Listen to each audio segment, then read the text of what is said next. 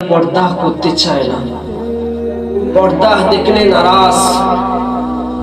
কেন পর্দা দেখলে নারাজ?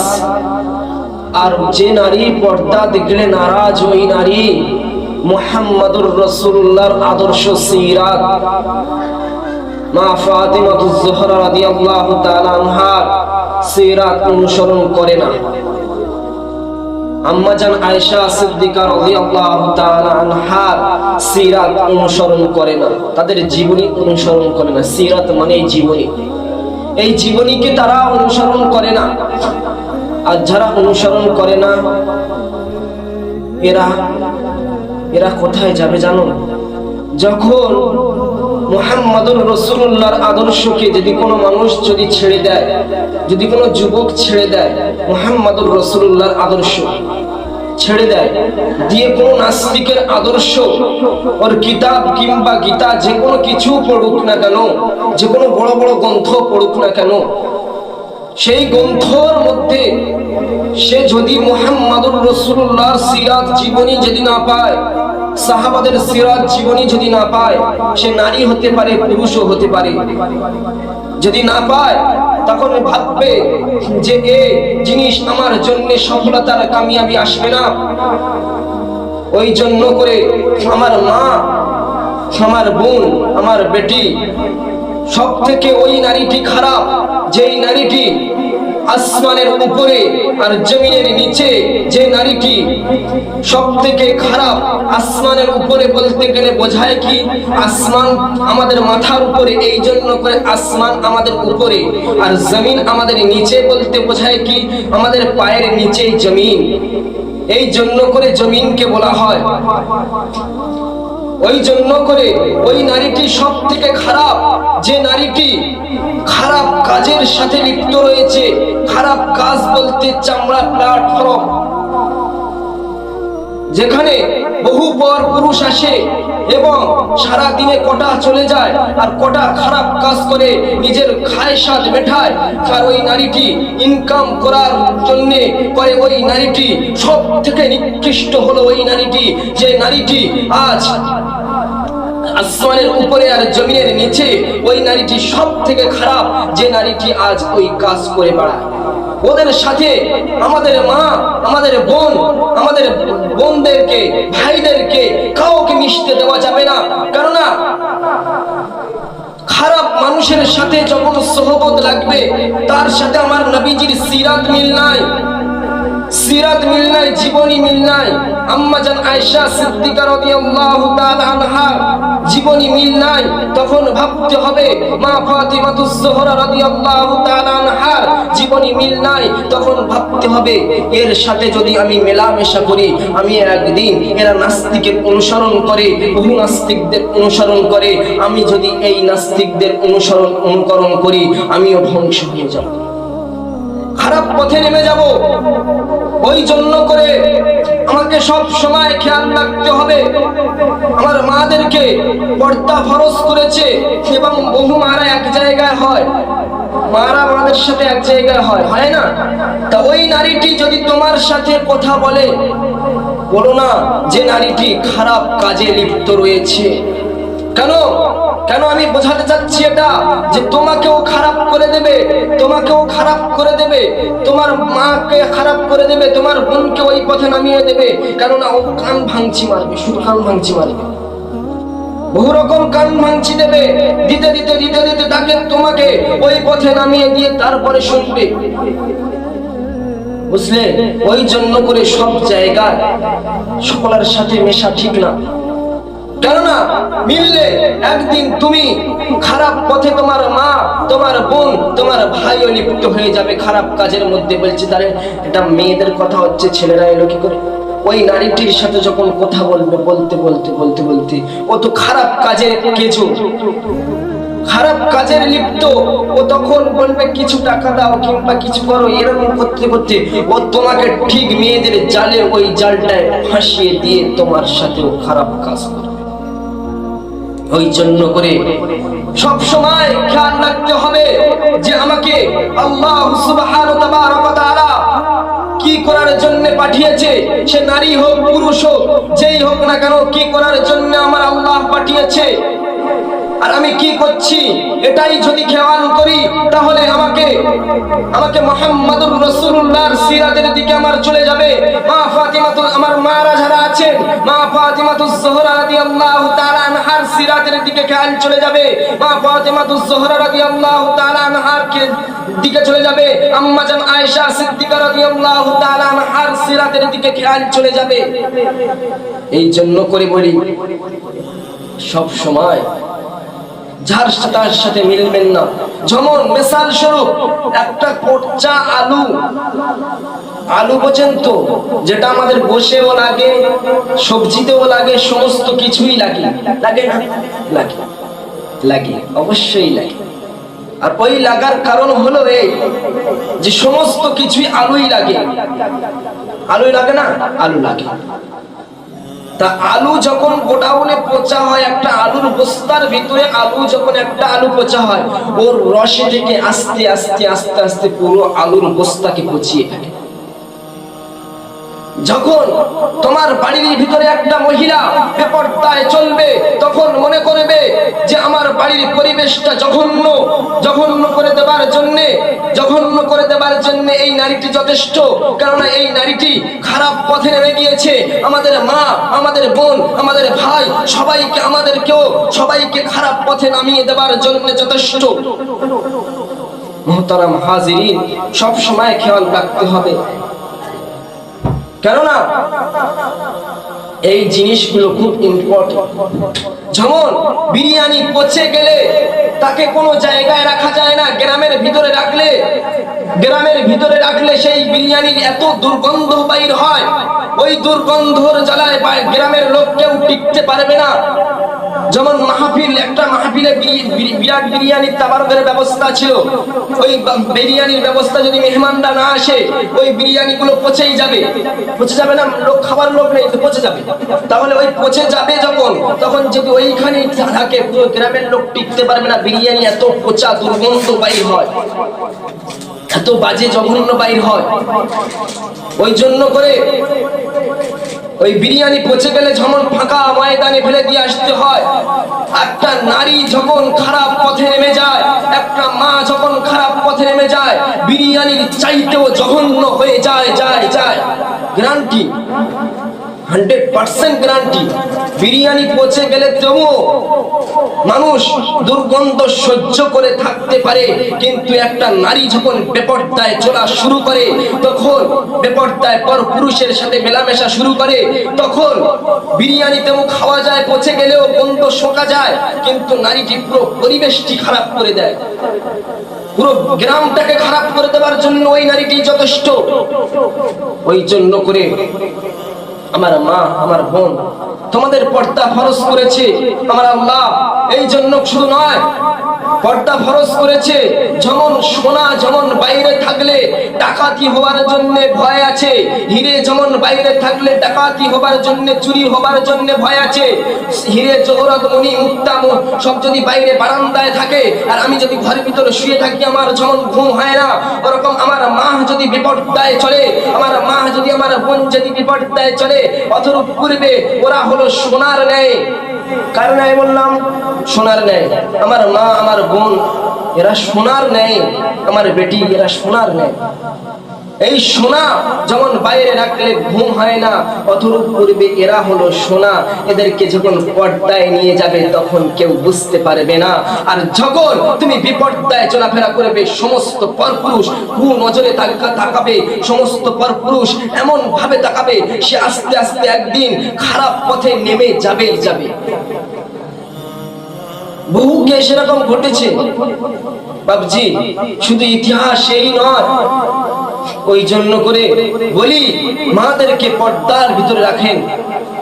বলছেন খারাপ রাস্তা দিয়ে নিয়ে যাচ্ছি, একটা বেপর্দা নারীকে দেখবে আর একটা পর্দাওয়ালা নারীকে দেখবে, তাদেরকে দেখবে তখন পর্দাওয়ালা নারীটির সাথে কেউ খারাপ নজরে তাকাতে পারবে না।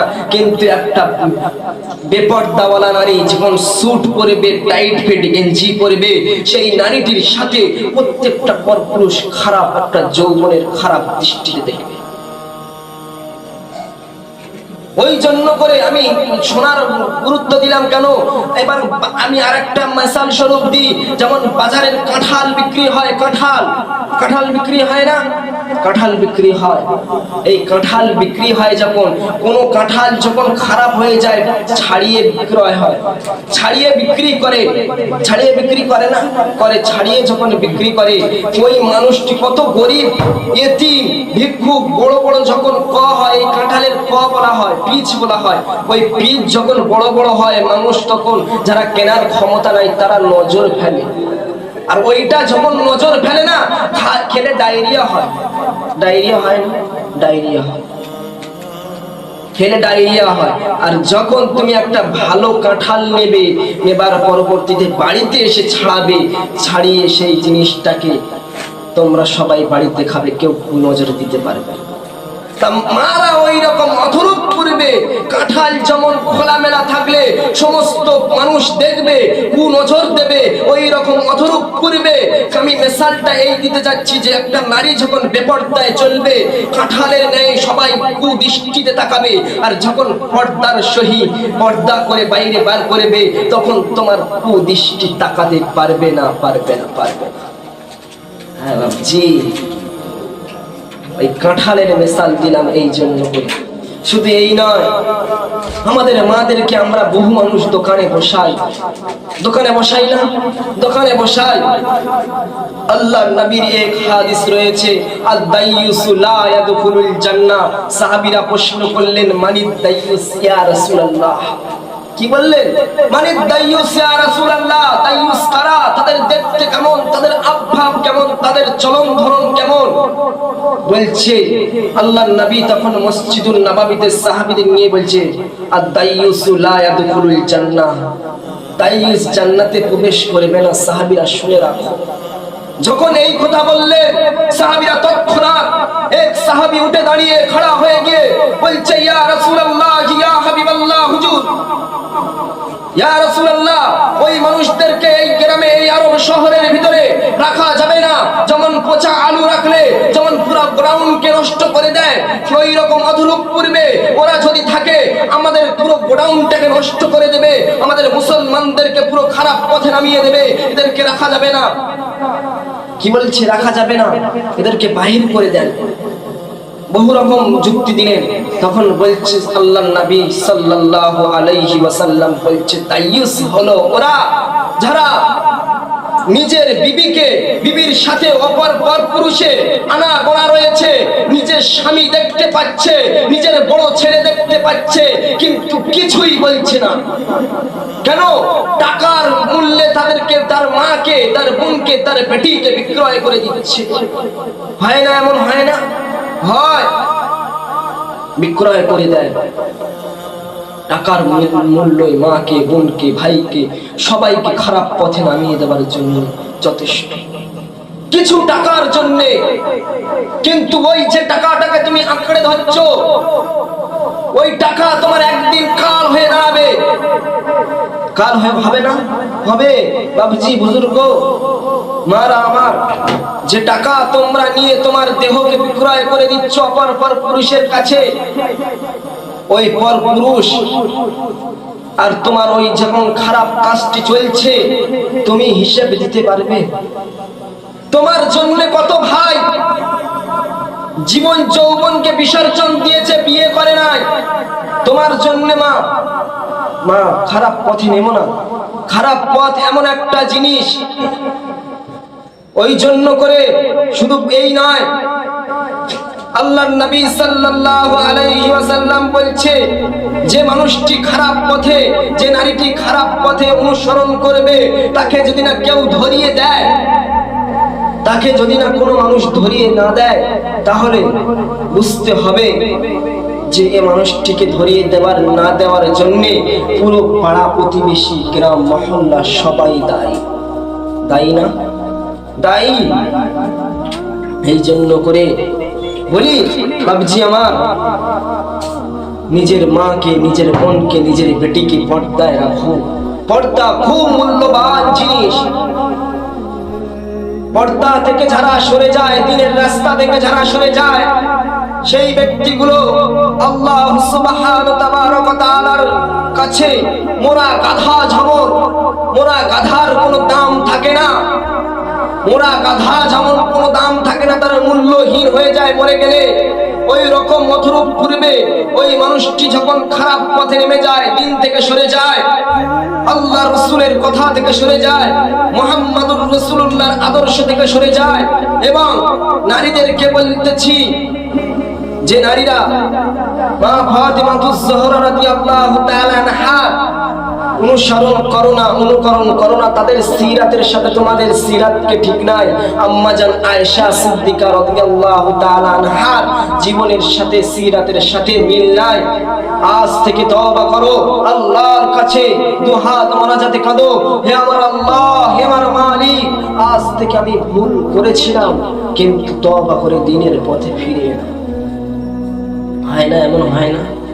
হয় বাপজি, হয়। এই জন্য করে শুধু মা আমার, বোন আমার, ভাই আমার, পর্দা করো। মাদেরকে পর্দা করতে বলি, বাপ ভাইদেরকে আমরা বলি, এই কথা বলতে চাই যে আমার ভাইরা তোমরা তোমার মাদেরকে পর্দার কথা বারবার বলো, আর ভাইরা তোমরা 5 ওয়াক্ত নামাজ পড়ো, 5 ওয়াক্ত নামাজ পড়ো। নারীদের কথা, পর্দার কথা বিরাট মূল্যবান জিনিস। আজ বহু মানুষ, বহু নারীরা সোশ্যাল মিডিয়ায় আসছে, নাচ, ডান্স, হাঙ্গামা, সিনেমা, যাত্রা, ফাংশন সমস্ত কিছু করছে আমার মারা সোশ্যাল মিডিয়ায় এসে। এগুলো খুব খারাপ জিনিস, তাই ইসুরি পরিচয়। এবং আমার যে দোকানের বসাবার কথা, ওই কথাটা কিছুটা বলি।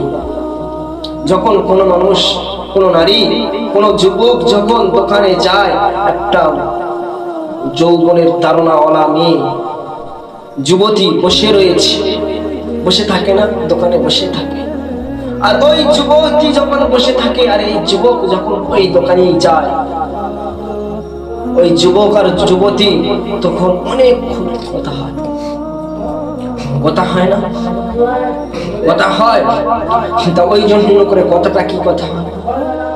তোমার নাম্বার দাও, এ দাও, সে দাও, ও দাও। আর যুবকরা তোমরা সাবধান হয়ে যাও, আমার মারা পথে যখন বসে, বিপর্দায় যখন চলবে, মাথাটা নিচের দিকে হ্যাট করে। এটাই আমার কর্তব্য। একবার চোখ পড়লো, দুবার চোখ পড়লো, 3 বারের বার তোমার সামনে নেওয়া গ্যারান্টি, গ্যারান্টি, গ্যারান্টি। ইমাম কুরতুবী রাহমাতুল্লাহি আলাইহি এর এক হাদিস রয়েছে যে যে ব্যক্তি 3 বারের বার চোখকে সামলে নিল, নিজের নফসকে সামলে নিল, খায়সাতকে সামলে নিল, ওই ব্যক্তি কি একদিন যখন কিয়ামতের দরজার সামনে যাবে, কিয়ামতের কাছে যাবে, কিয়ামতকে সে অনুভব করবে, সেই সময় ফেরেশতারা এসে বলবে, হে আমার আল্লাহ, হে আমার মালিক, হে আমার মালিক, হে আমার খালিক, হে আমার রব্বে সুলসালাল। এই ব্যক্তিটি পরপুরুষকে, পর নারীকে দেখেছিল, খারাপ নারীকে দেখেছিল, কিন্তু এর যৌবনকে খারাপ কাজে লাগায়নি, খারাপ কাজে লাগাইনি। এই জন্য করে আমার মালিক, আমার রব, পরওয়ারদিগার আলম, তুমি একে জান্নাত দাও।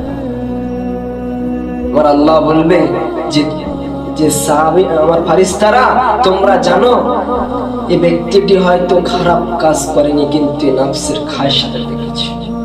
আমার যুবকরা যদি ধরা পড়ে যাও, কিন্তু সেই সময় ইমাম কুরতুবী রাহমাতুল্লাহি আলাইহি লিখছেন, সেই সময় ঠিক ততরূপ করবে, সেই সময় যখন ওই খারাপ দৃষ্টান্তে দেখবে, নফসকে সামলে নেবে, আমার আল্লাহ তখন ওই ব্যক্তির জন্য পিছনের সাগিরা গুনাহকে মাফ করে দিয়ে, সাগিরা গুনাহকে মাফ করে দিয়ে আমার আল্লাহ নেকিতে ভরপুর করে দেয়। সুবহানাল্লাহ বললেন না? আফসোস, এটাই আফসোসজনক বিষয়। আফসোস না? বিরাট বিরাট আফসোসের বিষয়। এই জন্য করে ফের দোকানের কথা বলছিলাম। দোকানে যখন নারীকে বসাবে, তখন যখন ভাবিকে বসাবে, আমার বেটিকে বসাবে, তখন বেটির সাথে কত মাল, কত পরপুরুষ, কত খারাপ সেন্সে দেখে।